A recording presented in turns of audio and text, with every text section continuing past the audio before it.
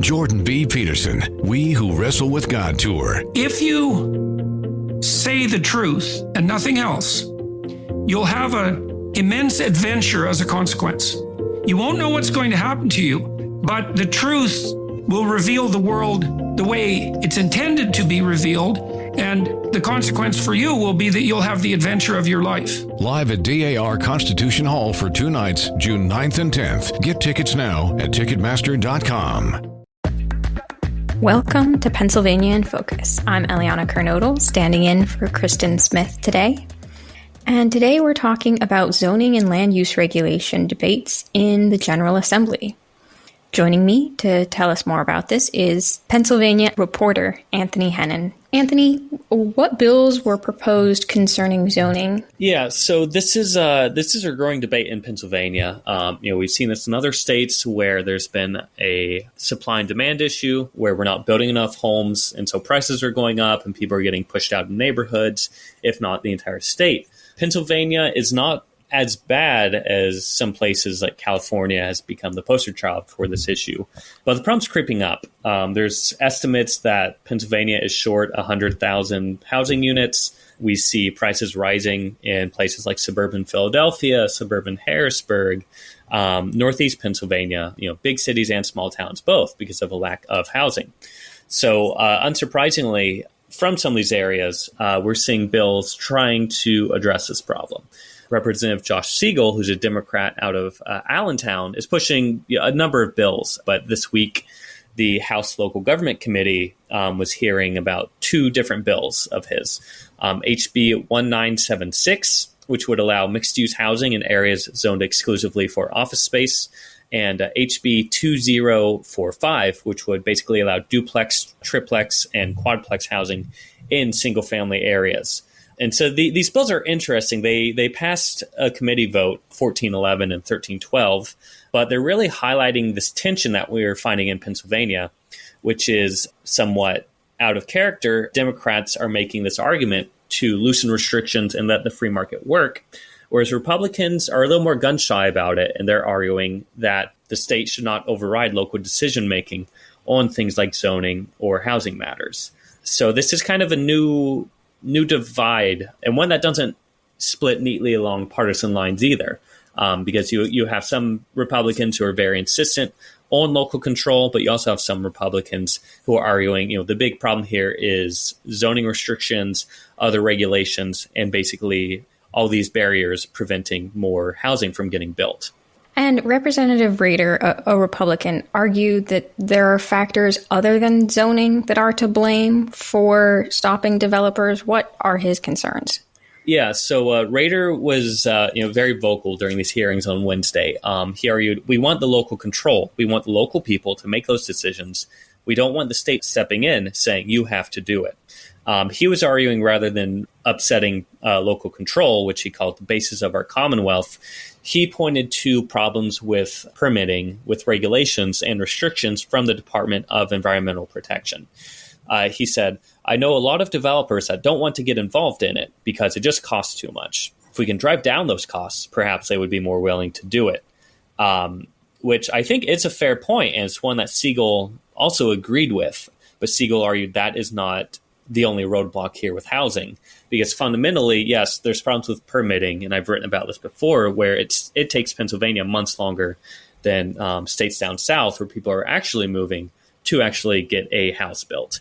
So there's a lot of different roadblocks, there's a lot of different restrictions, but at the same time, a lot of these restrictions are coming at the local level of, this neighborhood, you can only build detached single-family housing, you can't build townhouses, you can't build duplexes. And so Siegel argued, the time has come for some bold and transformative action. I think one of the reasons why we have such a wildly unaffordable housing stock is the fact that for too long, municipalities across the Commonwealth have been deeply exclusionary and unwilling to open their zoning laws to accommodate the demand. Let's help communities grow and thrive and create housing where it's needed most.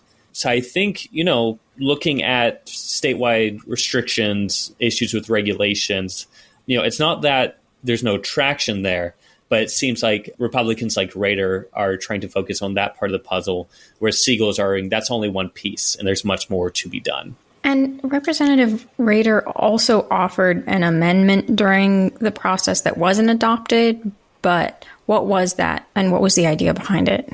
Yeah, so there were a few amendments that popped up. One of them was essentially Rader putting up an amendment saying, this bill goes through, but it's not mandatory anymore. If local governments want to loosen the local zoning rules, they can, but they're not required to, which, clearly Democrats pointed out this would essentially gut the bill. The entire point of the bill is that for decades, these local communities have not loosened their zoning rules. And so the state needs to come in and enforce this.